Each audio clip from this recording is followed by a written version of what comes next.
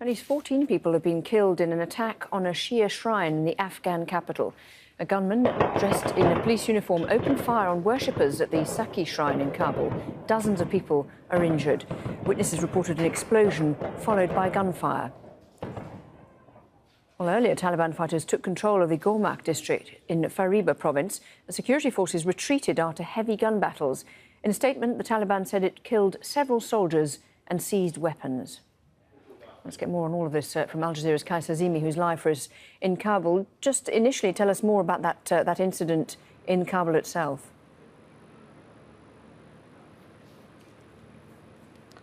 Well, what we know, Laura, that a suicide bomber wearing police uniform and a suicide vest tried to enter the shrine. He has reached the last security search, and then he had a pistol. He opened fire on the guard and a policeman guarding the shrine, and he killed the policeman and took his AK-47. Then he randomly opened fire on anyone inside the shrine.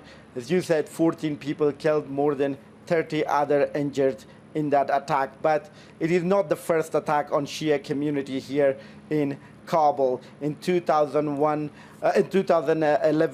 Shia, the 10th of Muharram, the Shia gathering was attacked by a suicide bomber, which killed 70 people. And just over less than 3 months ago, on July 23rd this year, a Shia demonstration rally was targeted by two suicide bombers, which killed 97 people on that attack. That last attack was claimed responsibility by ISIL in Afghanistan.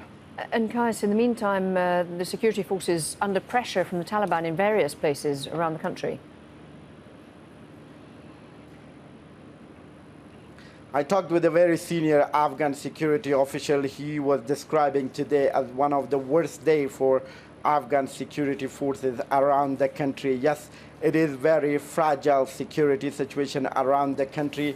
Early this morning, a group of Taliban attacked a district in Faryab province, Gormak district in northwest of the country. That district borders with Turkmenistan, and they could manage to take control of district headquarters. We talked with the Faryab governor spokesman. He told us the reason that they pull out from district headquarters because Taliban were taking possession in a residential area and to avoid any civilian casualties, so they had to pull out. But we know the first vice president of this country, General Dostum, is on his way to Faryab province. He is trying to launch an operation to retake the district from Taliban. He is from that area. He's getting most of his political support from that area, so it's very significant for him. And also it's important for the government of Afghanistan to have control of the border area of the country,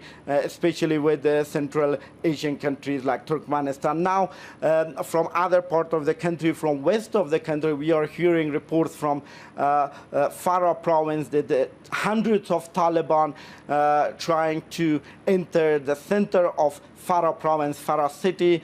They are battling Afghan security forces in there. Afghan security forces are facing big challenge because it's a big number of Taliban gathered from the other provinces, neighboring Farah province. And also in Helmand, there are currently a heavy fighting near Lashkargah, the capital of that province. Now that's the 9th day since Taliban took control of Kunduz province, in center of Kunduz province in northern Afghanistan. Still, Afghan security forces are having hard time to clear that city center, the capital of the Kunduz province, from Taliban.